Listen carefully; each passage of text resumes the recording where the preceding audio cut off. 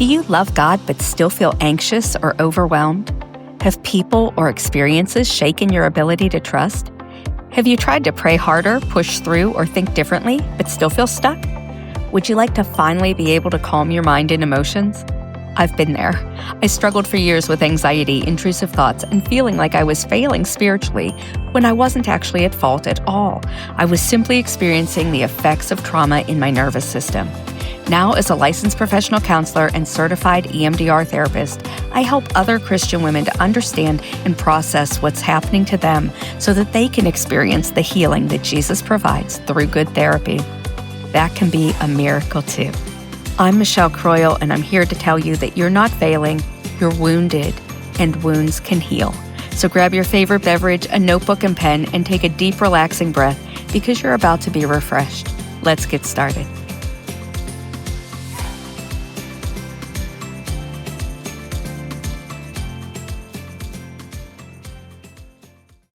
A few weeks ago, my husband and I went to a mall that we had never been to together. It was about a 45-minute drive from our home, and we thought, we'll just have a date. It was a Sunday afternoon. We'll check out this place, see what they have. We had heard it was a really fun place to go, that they had a lot of neat things, and it felt like an old-fashioned, 1980s mall. And so we're like, yeah, let's go try that, see what they've got, and hang out together. And it was wonderful. I mean, there were so many good things. The food court was bustling. It was multi-level. It had an annex. It had all kinds of niche stores. It had a special event going on. It was great. We even made our own cotton candy in a machine. I mean, it was fun.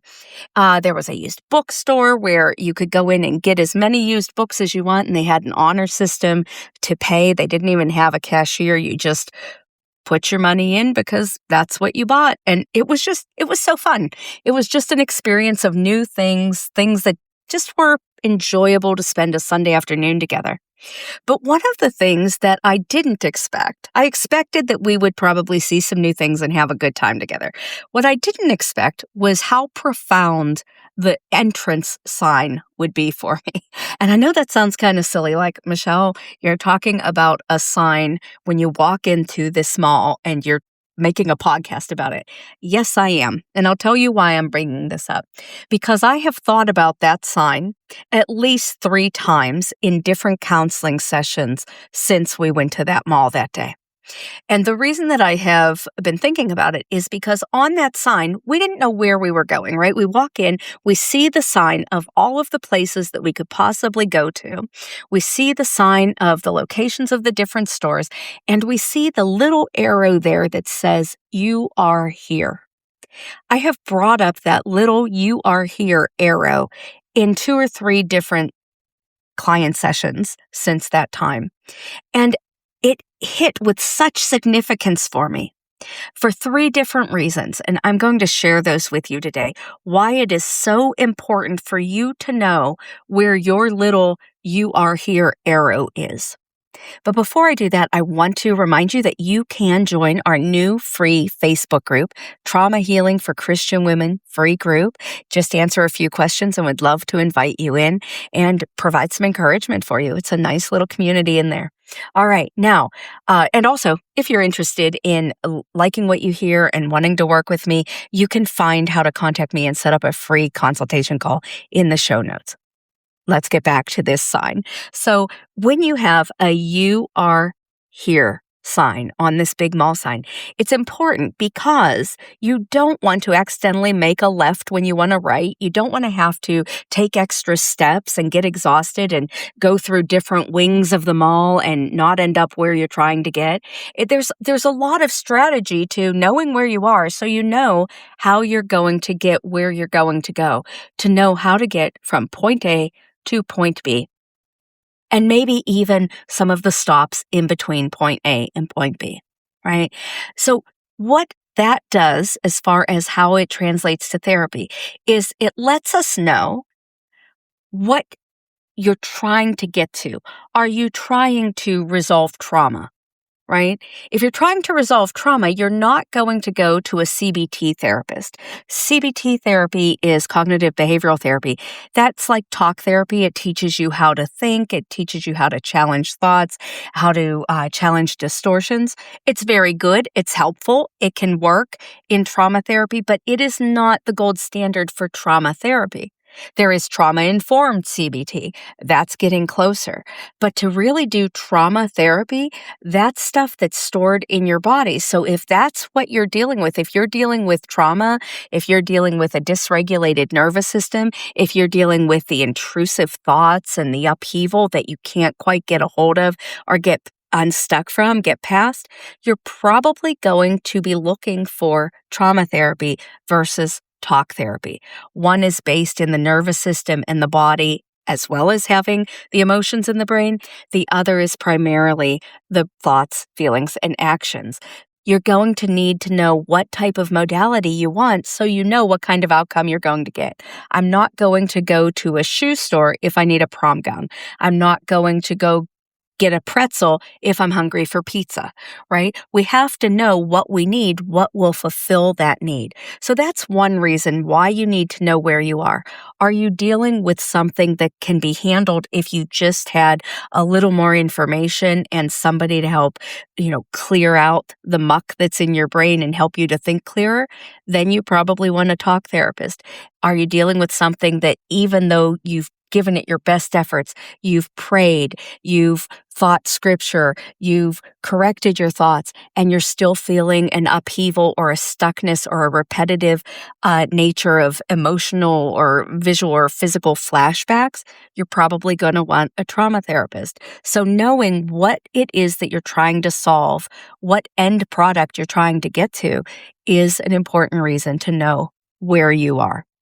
A second thing that is important for why you need to know where you are is that you need to know, are you in the present moment and struggling with something in the present, or are you struggling because of the impact of things from your past, or the experiences you've had in your past, or your upbringing and your family history? Or are you struggling because of fears of the future, trying to protect yourself, trying to see what you can make sure doesn't happen, and you're trying to figure out how to be in survival mode the best you can and to protect yourself by preventing outcomes you don't want? You're going to swirl if you're trying to make choices for the future or healing from the past from any place other than where you are in the present moment. You need to know where you are so that you can anchor to reality in the present time and know exactly where you are so that you can say, oh, that's history. That's stuff I need healing for. Or that's future. That's anticipated imaginary fears. I'm trying to protect myself, but I'm not living there. If you try to live in the past or live in the future, rather than making decisions that are healthy in the present, you're not going to get very far. You can heal things that are wounds from the past in the present moment. You can heal the fears by taking action that are helpful, positive steps in the present of things that you want to prevent from happening negatively in the future, or in learning how to regulate your emotions in the present and not letting fears take over that are from fears of what may happen in the future. But you can't do that in the future or in the past. You can only do that in the present. And when you get to the future, guess what? That is going to be the present. And then you'll be able to act in the present moment there. But if you think that you can fight the battles of tomorrow simply because you feared them, imagined them, tried to prevent them, you're not fighting from a solid grounding of where you actually are. You're fighting in your imagination, and that's not going to be helpful. And if you're trying to heal from the past, but you're not willing to take accountability today to get the help you need, or to get the support you need, or to forgive people and still set up healthy boundaries so they don't hurt you again today, you're not going to be on a solid ground. You're not going to have as much impact in the healing. And the third reason that you need to know where you are here, is because you need to be able to notice what belongs to you and what belongs to others. What are your thoughts? What are your feelings? What are your needs? What do you need to ask for? What do you have control over? What do you not have control over? What do you need to set up healthy boundaries for? What do you need to let others have their ability to have their choices and thoughts for that you're not responsible for, that the outcomes don't belong to you, that not everything is your problem to solve, but that you can be respected and advocate for yourself and advocate for the things that you need and interact with others with healthy communication. If you get confused on those things, it's very hard for you to take where you are and put out good into the world or get good back because you're all into other people's business. And that's where codependency comes in, enmeshed relationships come in, a lot of unhappy relationships where people cross each other's boundaries come in, and people lose a lot of power that way, or they try to take it away from others. And it causes a lot of conflict that God never intended. So being responsible for our own stuff and knowing what our own stuff is, and also how to play nicely with others, get along with others, communicate well, set healthy boundaries, and let others be responsible for stewarding their stuff wisely is a win-win. So those are 3 reasons why it's important to know where you are. Think about where that little red arrow is. You are here. You are here in time and space. You are here in needs meeting and type of needs that you have. And you are here as far as where you show up in the world and where others show up in the world. If you can get those 3 things clear, you're going to absolutely have an easier time of getting therapy, of interacting with others, of getting your needs met, and of not being so overwhelmed because you will know exactly where you're located so that you know what is yours to take action on, what you need, and what isn't, and what you don't need. Hopefully that was helpful today. I'll talk to you next week. And again, remember, you can get the link to set up a free consult call with me in the show notes. I'd love to hear what's going on in your world and see if we'd be a good fit to work together. Take care. The content that you heard today is for educational and informational purposes only.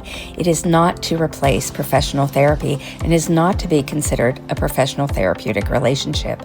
If you would like to work with me, please reach out through the contact link in the show notes. I'd love to hear your story.